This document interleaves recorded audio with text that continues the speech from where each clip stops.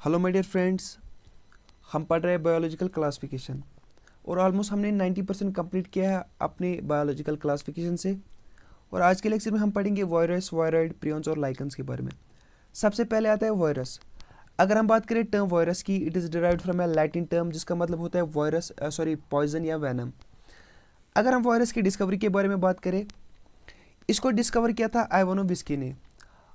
आइवानो whisky जो थे वो स्टडी कर रहे थे, एक्सपेरिमेंट कर रहे थे टोबैको प्लांट्स के लीव्स पे। टोबैको प्लांट्स के लीव्स पे कुछ पैचेस दिखाई देते थे जिनको हम मोज़ेक भी कहते हैं साइंटिफिक टर्मिनोलॉजी में। और उसके बाद वहाँ पे कंक्लूड किया गया कि यहाँ पे कुछ एजेंट्स कॉज करते हैं इनमें ये पैच, जिनको बाद में कहा गया वायरस। वायरस एक पॉजिटिव एजेंट है जो बहुत ही स्मॉल है।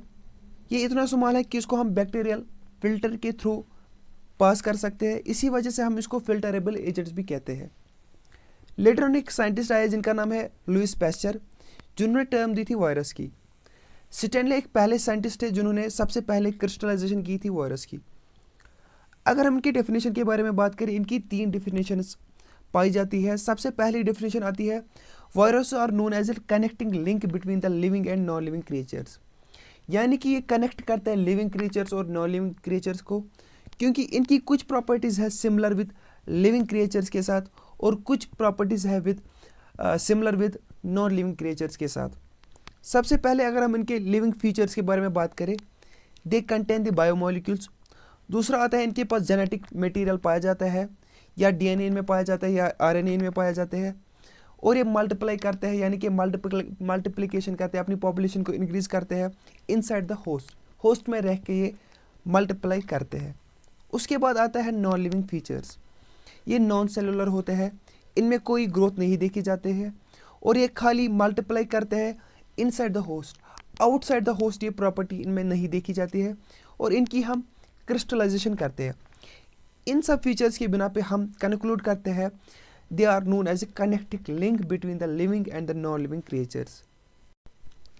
उसके बाद अगर हम इनके दूसरे डेफिनेशन के बारे में बात करें, they are obligate intracellular parasites having ability to multiply inside the host only.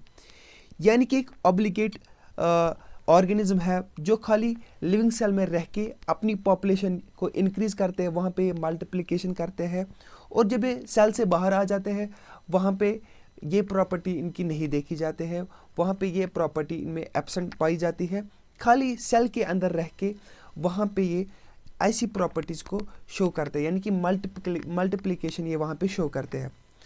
इसके बाद तीसरी डिफिनेशन इनकी आती है, virus are known as infectious nucleoprotein molecules. यानी कि एक ऐसे ऑर्गेनिज्म है जो इन्फेक्शियस होते हैं, यानी कि डिजीज़ कॉजिंग होते हैं, और न्यूक्लियो प्रोटीन मॉलिक्यूल्स होते हैं, यानी कि ये बने होते हैं न्यूक्लिक एसिड के, यानी कि डीएनए या आरएनए के बने होते हैं, और ये प्रोटीन्स के बने होते हैं। उसके बाद है प्रियॉन्स। प्रियॉन्स बिल्कुल सिमिलर है विद वायरस। इनको डिस्कवर किया था प्रसनर ने। अगर हम इनके डेफिनेशन के बारे में बात करें, they are infectious protein molecules, यानी कि ये प्रोटीन के बने हुए इन्फेक्शियस यानी कि डिजीज़ कॉजिंग मॉलिक्यूल्स है। ये जनरेट होता है जब किसी पर्सन में डिफेक्टिव मेटाबॉलिज्म होता है। ये एंटर या तो ये एंटर होता है बॉडी में जब हम कंज्यूम करते हैं डिकम्पोज्ड फ्लैश। इनका जो मेन टारगेट होता है वो होता है सेंट्रल नर्वस सिस्टम, जिसे हम ब्रेन भी कहते हैं, यानी कि ब्रेन को डैमेज करते हैं, जिसकी वजह से कुछ एबनॉर्मल प्रॉपर्टीज़ या कुछ डिजीज़ रिजल्ट होते हैं। इस वजह से इनका जो मॉलिक्यूलर वेट होता है वो बहुत ही ज़्यादा लो होता है। अगर हम इनके इनॉक्यूबेशन पीरियड के बारे में बात करें, यानी कि अपना इफेक्ट कब दिखाते हैं, वो वेरी करता है, या तो वो कुछ मंथ्स में अपना इफेक्ट दिखाते हैं जिस पर्सन को ये टारगेट करे, या कुछ ईयर्स में अपना इफेक्ट दिखाते हैं। इस प्रियॉन्स को इसकी वजह से जो डिजीज़ होता है उसको हम ट्रीट नहीं कर पाते हैं। ये हमेशा लीथल कॉज होता है, यानी कि हमेशा at the end death he cause करता है, और हम इसको ईजिली ट्रीट नहीं कर पाते हैं। अगर हम कुछ नोटेबल डिजीज़ के बारे में बात करें जो इनसे होते हैं, पहला डिजीज़ आता है कुरू डिजीज़। कुरू डिजीज़ को हम लाफिंग डेथ डिजीज़ भी कहते हैं। इस डिजीज़ को हम लाफिंग डेथ डिजीज़ इसलिए कहते हैं क्योंकि इस डिजीज़ में पेशेंट की डेथ होती है जब वो हंसता है, जब वो डांस करता है, हंसते हंसते डांस करते करते उसकी डेथ होती है। इस डिजीज़ के सिम्टम्स सबसे पहले देखे गए थे अफ्रीका के ट्राइबल पीपल में। वो ट्राइबल पीपल क्या करते थे, वो अपने डेड रिलेटिव्स का जो ब्रेन है वो चिव करते थे, उनमें ये सिम्टम्स सबसे पहले देखे गए। दूसरा आता है mad cow disease. Mad cow disease को हम BSE यानी कि बोवाइन स्पंजिफॉर्म एन्सेफेलोपैथीज डिजीज़ भी कहते हैं।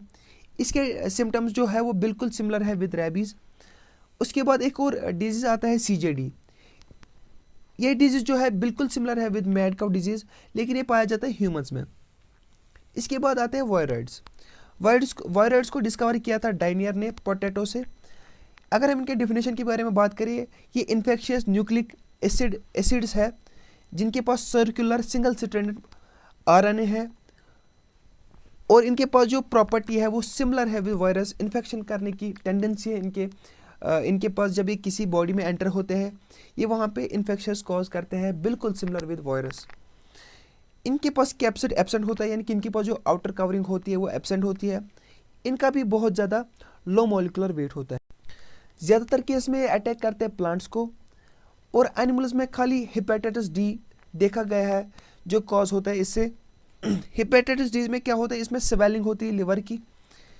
अगर हम इनके कुछ एग्जांपल्स के बारे में बात करें, जो डिजीज़ के बारे में बात करें जो होते हैं प्लांट्स में, एक होता है पोटैटो ट्यूबर स्पेंडल वायरॉइड, दूसरा आता है cucumber pale fruit viroid, third one is apple कड़ंग वायरॉइड।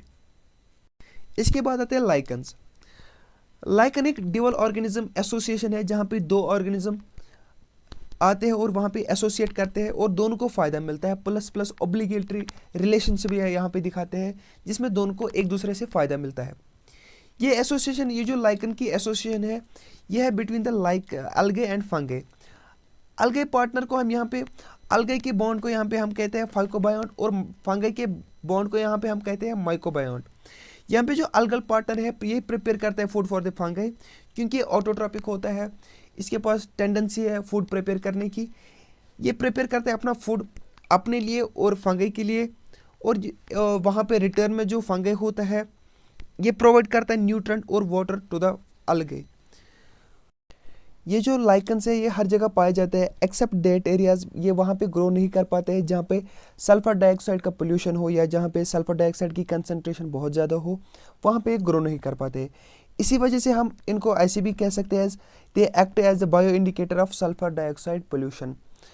और इसके साथ हमने अपना चैप्टर कंप्लीट किया बायोलॉजिकल क्लासिफिकेशन का। अगर आपको मेरे वीडियो से किसी भी तरीके से कोई भी हेल्प मिलती है तो मेरे चैनल को सब्सक्राइब करें, मेरे वीडियोस को लाइक करें, and please share my videos with your friends. Thank you so much.